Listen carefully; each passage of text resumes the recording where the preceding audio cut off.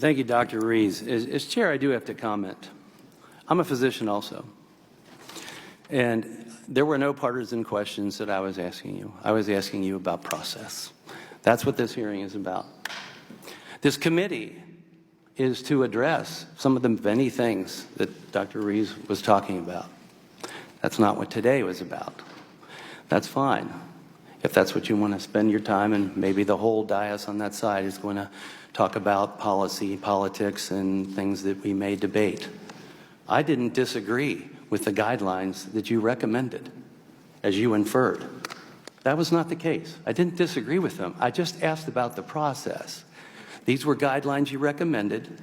These were guidelines that were accepted. I'm just trying to go through the process so that we have a good process, so that your voice is heard in the proper way, and that we are using science and that the process is very clear from the beginning. So the next time, we can do a good job. So you can continue the policy debates, which we will have. But that's not what today's hearing was about. Dr. And Winston, so you will see from our side, we're going to ask about the process. I'm just trying to answer, just like you want me to answer the questions you've asked. I don't mind you answering his questions. questions. Dr. Ruiz asks. I don't mind you answering his questions. And he's right. I'll give him the time that I took. And that's fair. And that's what I'm trying to do, conduct a fair hearing.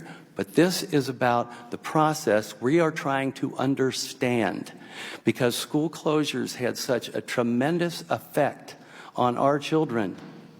And so can we move forward someday and have a process that is very efficient and that we can do it better? Because let's face it, both sides of the aisle, a lot of mistakes were made along the way.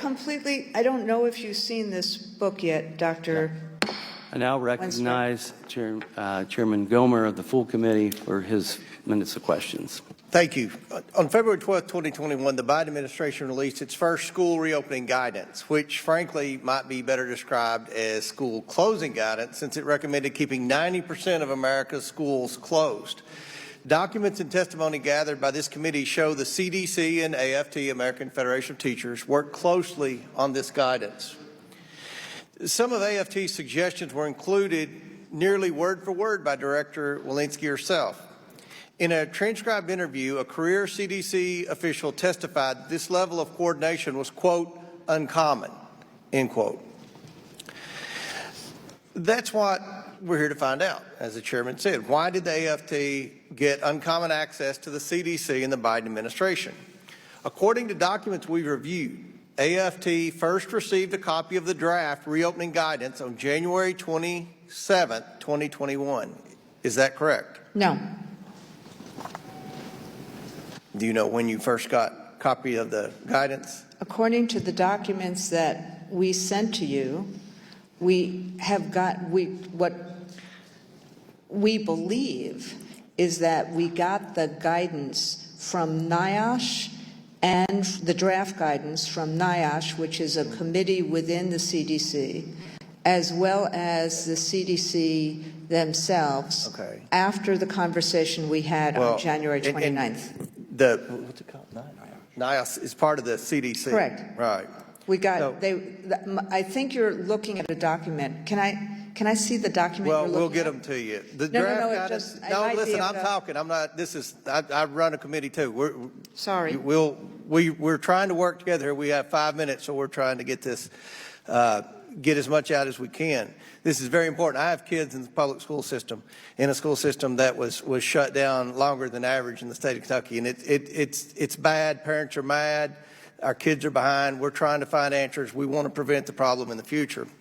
The draft guidance is marked pre-decisional and says please do not distribute, yet it was provided anyway.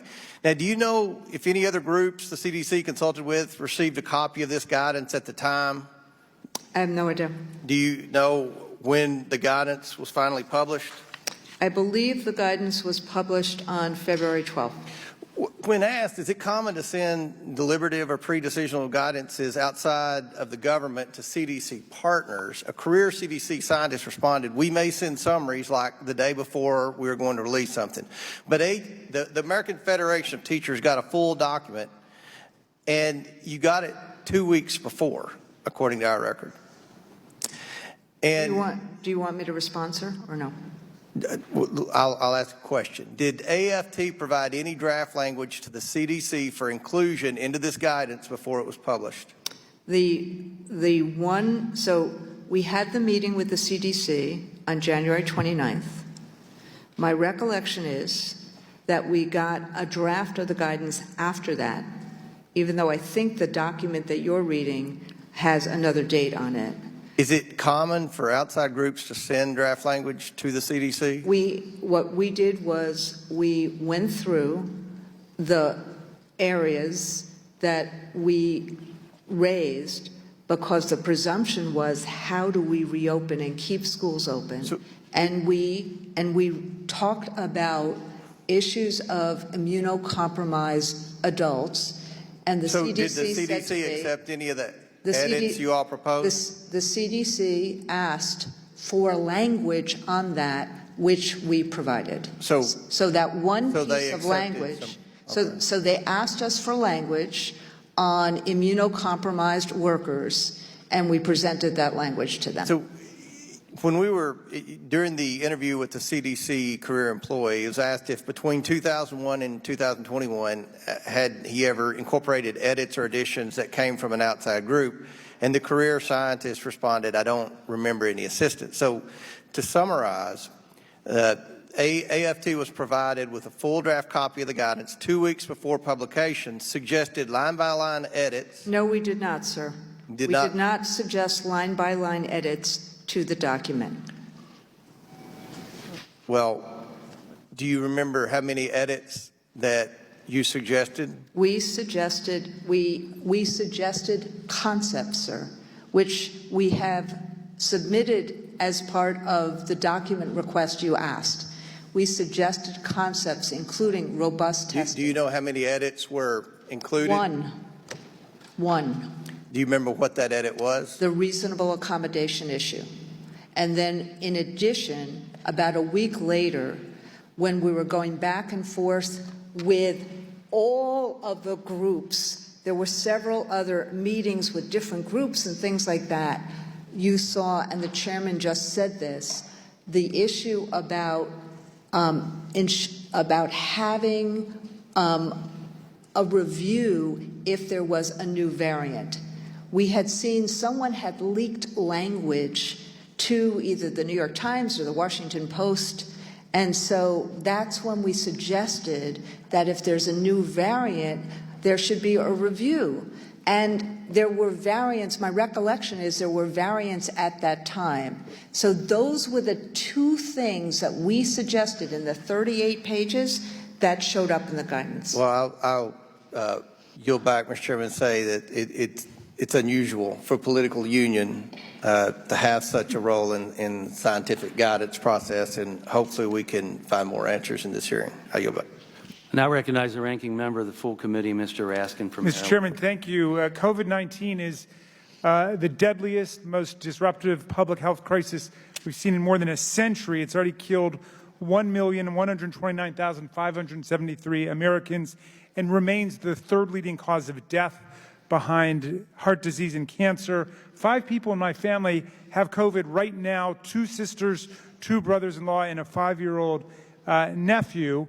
And yet this default on America's debt plan would actually try to claw back money that has already been appropriated for combating COVID-19 and promoting public health. So I've been to some weird hearings in this Congress, Mr. Chairman, but this one might be the weirdest because it's convened in order to accuse a federal agency of the crime of consulting with American citizens. Ms. Weingarten, you are the elected president of 1.7 million members of the American Federation of Teachers. You represent double the number of people any of us do, and definitely a lot more teachers. And I need some enlightenment right now because I'm baffled. As a member of the Select Subcommittee on COVID in the last Congress, I was involved in trying to address this plague when it started. And I remember this specific debate very precisely. So let's talk about process. no leader was more outspoken or more forceful than you were, Ms. Weingarten, in not only demanding, but developing specific strategies to safely reopen America's schools. I remember your school reopening plan developed with health and education experts released in April of 2020. I don't know if that's the one I remember. It's the first one I ever saw. It was in the middle of all the terror and panic when Donald Trump had no plan at all and was still spreading disinformation about COVID-19 disappearing by Easter and encouraging people to try quack medical cures and aggressively defending his friends in the Chinese Communist Party. In July, I remember the effort you led with the NEA, the American Academy of Pediatrics, and the school superintendents to advocate for safe resumption of in-person school at the start of the 2021-2022 school year. And you gave a specific blueprint to reopen schools in November, and you continued all of this even after the CDC released its operational strategy in February of the next year. And when I went back to Google this to confirm my memory, I found nothing but a bunch of op-eds you wrote demanding school reopenings across the country, countless speeches and articles about your advocacy. Here's one I found in the New York Times about you with the headline, and I'd like to submit it for the record, "The union leader who says she can get teachers back into the schools." I don't know if you remember that one. From February 8th, 2021. It's about how you were on the front lines of saying, let's get the kids back into school. So I'd like to submit that for the record, Mr. Chairman. Look, my question for you is, why are you, of all people, being scapegoated today by the Republicans for doing the exact opposite of what you were actually doing during all of that time? How did you get my friends mad? Look, maybe it's because we tried to do something that nobody else was trying to do.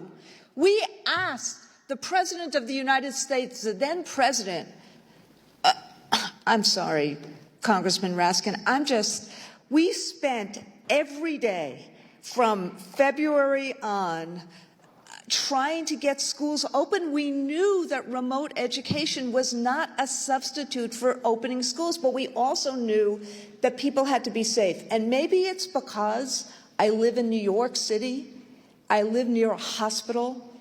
Every other minute there was an ambulance. There was terror. Our members were terrified, others were terrified.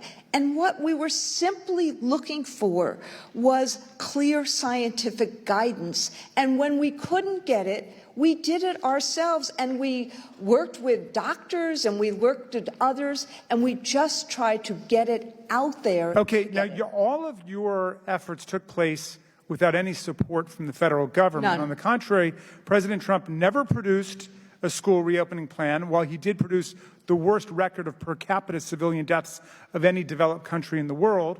Education Secretary DeVos never offered any guidance for a safe return to school and continued to undermine public schools in countless ways. So how did the chaos and recklessness in the Trump administration undermine your efforts to advocate for a safe nationwide reopening of the schools? What essentially happened was that because there was such chaos and such conflicting information, and because at the beginning of the pandemic, so many of, frankly, our activists who were in schools had died, people were fearful. And so what we thought to do was, how could we make very tangible, layered mitigation so that people saw ways of reopening schools? I agree with Dr. Wenstrup that when schools had layered mitigation, they were safer than in the communities. But we were looking for that layered mitigation to keep our kids and their teachers and their bus drivers safe. And that was what we were trying to do. We knew that remote education was not a substitute. We knew that kids were not eating the way they needed to. We knew that adolescents were not developing the way they needed to. That's why we needed to do it. Thank you very much. I yield back, Mr. Chairman. Thank you. I now recognize Ms. Malliotakis from New York for 5 minutes of questions. Thank you, Mr. Chairman, and thank you to the teachers, the bus drivers, paraprofessionals who have joined us today. Speaking with the teachers, the principals, and the parents in my district, they think it was a grave disservice that schools were closed for as long as they were, in some cases up to 2 years. Your union, as we have found through the committee's investigations, undoubtedly played a role in ensuring that these schools would remain closed far longer than they should have. And we saw indoor dining in bars operating at 50% capacity. The schools were still closed. We saw private schools open. The public schools were still closed. While countries in Europe, such as Sweden and Germany, would reopen their schools just months after the virus pandemic began, it would take almost 2 years, as I said, including in my district, New York City. We now know that in February of 2021, the CDC would allow for the American Federation teachers unprecedented access to help draft guidance and would adopt, in some cases, almost line by line AFT edits, including direct language to install a trigger, which was mentioned earlier, ensuring that schools would remain closed and making it more difficult and as possible to resume in-person learning. It's no secret that your union, your local affiliates, spend $20 million on political donations, with nearly all of the funds going to Democrats and liberal groups in the 2021 cycle, as the debate about reopening schools raged. And I think it is a question that we have, is whether you had this type of access because of those contributions. We don't see the parents being asked their opinions or the private schools being asked their opinions on school reopenings. In fact, I know my principals union also was supporting schools to reopen after a reasonable period of time. But after lobbying for and securing $122 billion in the American Rescue Plan to safely reopen schools, after the $60 billion had already been allocated through the CARES Act, the AFT still continued to push for schools to be closed. Private schools opened a year earlier than the public schools did in New York City. You got $190 billion to reopen schools safely, but guess what? As of November, do you know what percentage of that funding was actually used? Of that $190 billion? I know, that in New York, in September 2020, because as you know quite well, we both are from the same city, that we opened, and the UFT and the principals union and the then mayor did open every single school in 2020. I don't know how much money. Yes, in the fall In September of 2020, every single school was open. Yeah, but the triggers were put in place that, you know, you had a couple of cases and the whole entire schools were shut down. But my question is, do you know, you lobbied for the $190 billion in the CARES package. You actually blame Republicans for voting against the American Rescue Plan because you needed that money so badly to reopen the schools. But guess what? Only 15% of that money was spent as of November. So that means you didn't need that money. And Republicans actually have been vindicated in the sense that we were right, all this inflationary spending actually didn't even go to what it was supposed to go to. But I'll say this, the damage has been irreparable to our children, right? And in New York City, which you and I care about very much, 50% are now failing their reading exams. 70% are failing their math exams. 1 in 3 children K through 3 can't read at their grade level. New York is now lowering their test standards as a result. All right, and this is by the way, a state where we spend more per student than any other state in the country, over $25,000 per student. And we're seeing these horrible results. And I think the school closures had a lot to do with it. Obesity is another problem we're seeing, mental health, you know, the suicide statistics. This tweet, you even acknowledged that remote learning, I could see you squinting, you can't see from here, but that's all right.